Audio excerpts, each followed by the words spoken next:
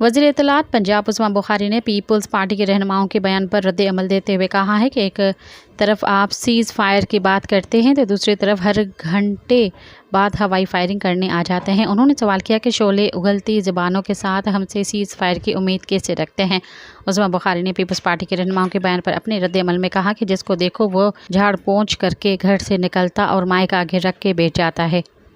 शोले निकालने, गालियां देने, फिर उन ख्यालात में मफाहमत की बात कैसे करते हैं। जवाब दो तो रोने बैठ जाते हैं। उनके मुसलसल इश्तिहार के बाद थोड़ा सा जवाब आता है। जमहूरियत का लेक्चर हमें मत दें।